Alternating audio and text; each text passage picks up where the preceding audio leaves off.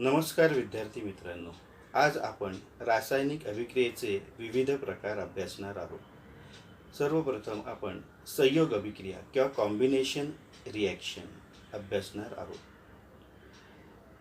आपण 3 कृत्या या ठिकाणी करत आहोत। पहिल्या कृतीमध्ये आपण एका परीक्षा नळीमध्ये हायड्रोजन क्लोराईड अर्थात हायड्रोक्लोरिक आम्लाचे द्रावण घेतलेले आहे आणि त्याला उष्णता दिली आणि एक काचकांडी आपण अमोनियाच्या द्रावणामध्ये बुडवली आणि या परीक्षा नळीच्या समोर धरली। उष्णतेमुळे हायड्रोजन क्लोराईड गॅस बाहेर पडतो, वायू बाहेर पडतो आणि तो अमोनिया वायूबरोबर त्याची अभिक्रिया होते आणि आपल्याला त्या काचकांडीसमोर पांढरा धूर, काचकांडीमधून पांढरा धूर निघालेला दिसतो, तो अमोनियम क्लोराईडचा असतो। या ठिकाणी आपल्याला 2 अभिक्रियाकारक एकत्र येऊन एकच उत्पादित तयार झालेले दिसून येते। जेव्हा 2 किंवा 2पेक्षा जास्त अभिक्रियाकारके एकत्रित येतात, त्यांचे रासायनिक अभिक्रिया होते आणि एकच उत्पादित तयार होते, अशा अभिक्रियांना संयोग अभिक्रिया असे म्हणतात। दुसऱ्या अभिक्रियेमध्ये आपण मॅग्नेशियमची फीत हवेमध्ये जाळतोय, त्याबरोबर आपल्याला इथे ज्वलन झाल्यामुळे मॅग्नेशियम ऑक्साईडची या ठिकाणी पांढरी पूड तयार झालेली दिसून येते। या ठिकाणी मॅग्नेशियमचं आणि ऑक्सिजनचा हवेत संयोग झालेला आहे आणि एकच उत्पादित मॅग्नेशियम ऑक्साईड हे एकच उत्पादित तयार झालेले आहे। ही संयोग अभिक्रिया अर्थात कॉम्बिनेशन रिॲक्शन आहे। तिसऱ्या अभिक्रियेमध्ये एका परीक्षा नळीमध्ये आपण चुनखडी अर्थात कॅल्शियम ऑक्साईड घेतले आणि त्याच्यामध्ये पाणी ओतलं। आपल्याला कॅल्शियम हायड्रॉक्साईड हे एक आणि एकच उत्पादित निघालेले दिसून येते। ही परीक्षा नळी आपण पाहिली हात लावून की ती थोडीशी गरम झालेली दिसून येते। ही उष्मादायी अभिक्रिया आहे, हे आपल्या लक्षात येईलच। मात्र इथे सुद्धा 2 अभिक्रियाकारके आणि एक उत्पादित या ठिकाणी निर्माण झालेली दिसून येते। 2 अभिक्रियाकारकांचा संयोग होऊन एक आणि एकच उत्पादित तयार झालेले आहे। तर हे नीट समजून घ्या, संयोग अभिक्रिया, आणि लिहून घ्या। धन्यवाद। नमस्कार विद्यार्थी मित्रांनो, आज आपण दुसरे अभिक्रिया पाहणार आहोत। अभिक्रियेचा दुसरा प्रकार आहे अपघटन अभिक्रिया अर्थात डिकम्पोजिशन रिॲक्शन। आपल्याला पुन्हा एकदा 3 कृत्या करायच्या आहेत। पहिल्या कृतीमध्ये आपण साखर घेतलेली H12 C12 H22O11 आणि त्रिकोणाचं चिन्ह दाखवलं, याचा अर्थ आपण याला उष्णता देतोय। आपल्याला माहिती आहे साखरेला उष्णता दिल्यावर ती करपते, हो की नाही। या ठिकाणी बघा करपून काय होते, तर काळ्या रंगाचा कार्बन आपल्याला शिल्लक राहिलेला दिसतो आणि त्यातून पाणी अगोदर काय होते, निघून जाते। जसं आपण साखरेला उष्णता देतो त्यावेळेला त्यातून पाण्याची वाफ सुरुवातीला निघून जाते आणि खाली कार्बन शिल्लक राहते। या अभिक्रियेमध्ये आपण पाहिलं तर आपल्याला अभिक्रियाकारक एकटेच आहे साखर, आणि त्याला आपण उष्णता दिली की आपल्याला 2 उत्पादितं मिळतात। जेव्हा एका अभिक्रियाकारकावर रासायनिक अभिक्रिया होते आणि त्यापासून 2 किंवा 2पेक्षा जास्त उत्पादितं मिळतात, त्या अभिक्रियेला आपण अपघटन अभिक्रिया किंवा डिकम्पोजिशन रिॲक्शन असे म्हणतो।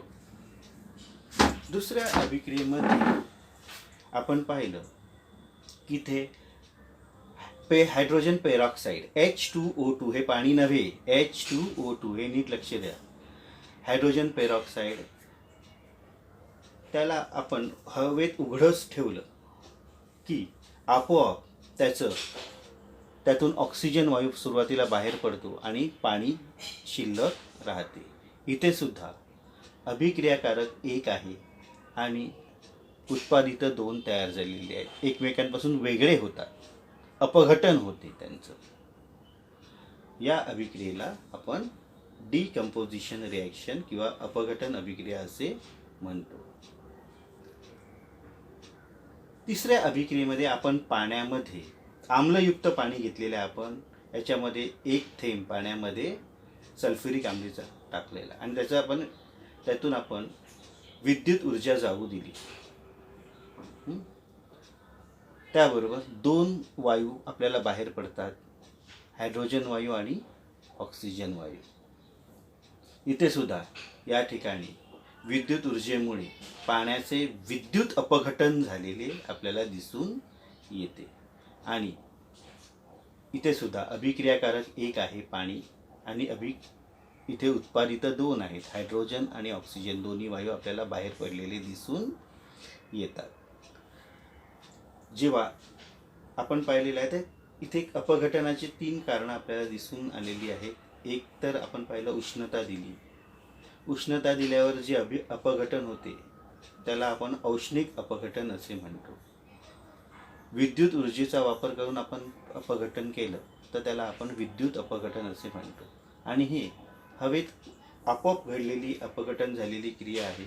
आपल्याला माहीत आहे विविध पदार्थ कुजतात, भाजी कुजणं, हो की नाही, ही कुजण्याची अभिक्रिया सुद्धा डिकम्पोजिशन अभिक्रिया म्हणजे अपघटन अभिक्रियाच आहे, हे आपल्या लक्षात येते. धन्यवाद.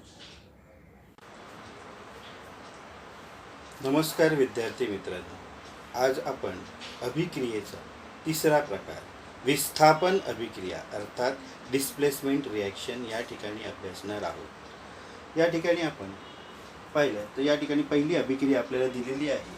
कॉपर सल्फेटमध्ये, कॉपर सल्फेट अर्थात मोरचूल, याचे द्रावण निळ्या रंगाचे असते. त्यामध्ये आपण लोखंडाचा चुरा किंवा लोखंडाचा खिळा आपण बुडवला तर त्या वेळेला आपल्याला त्या द्रावणाचा रंग बदलून तो हळूहळू हिरवट झालेला दिसून येतो आणि तांबूस रंगाचे कण तांब्याचे हे बाहेर आलेले किंवा त्याच्या भोवती जमा झालेले आपल्याला दिसून येतात. या अभिक्रियेमध्ये या कॉपरची जागा या ठिकाणी फेरस घेतो, म्हणजे लोखंड घेतो, कारण तो त्याच्यापेक्षा जास्त अभिक्रियाकारक आहे. मग या ठिकाणी आपल्याला फेरस सल्फेट हे हिरव्या रंगाचं फेरस सल्फेट निर्माण झालेलं आपल्याला दिसून येतं आणि कॉपर हे तांब्याचे कण आपल्याला खाली जमा झालेले दिसून येतात.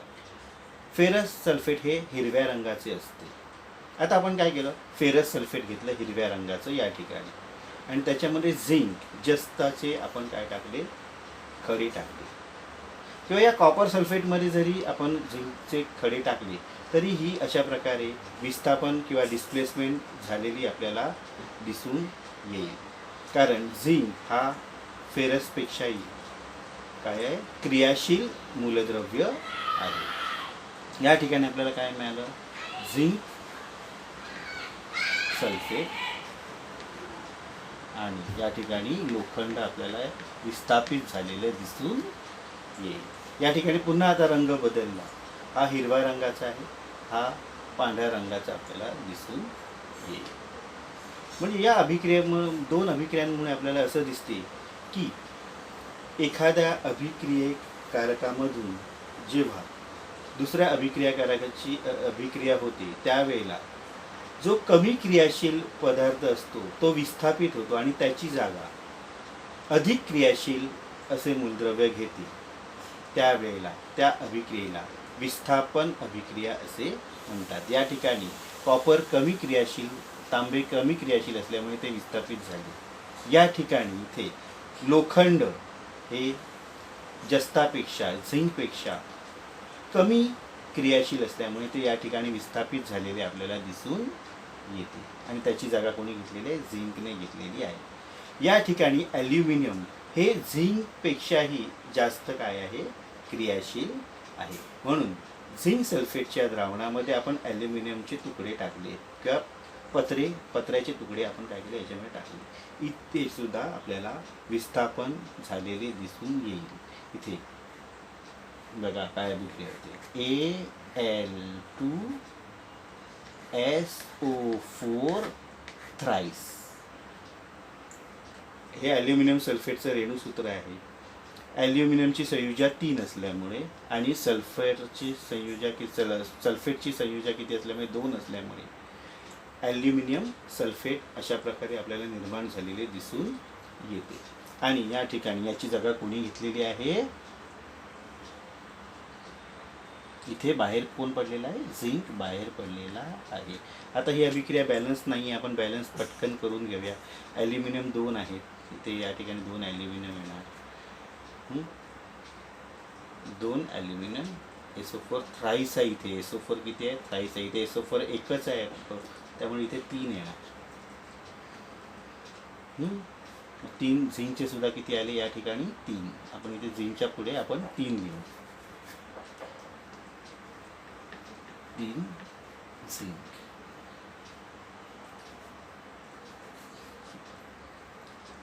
SO4 थ्राईस अधिक 3 झिंक खाली. ओके.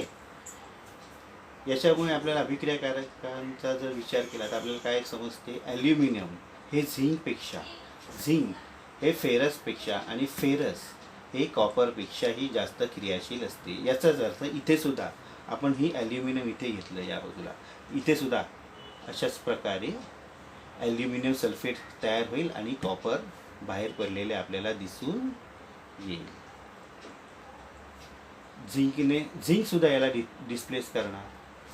अशा तऱ्हेने जेव्हा अधिक क्रियाशील असलेले मूलद्रव्य जेव्हा एखाद्या कमी क्रियाशील असलेल्या मूलद्रव्याला काय करतो? विस्थापित करतो, तेव्हा त्या अभिक्रियेला आपण विस्थापन अभिक्रिया किंवा डिस्प्लेसमेंट रिॲक्शन असे म्हणतो.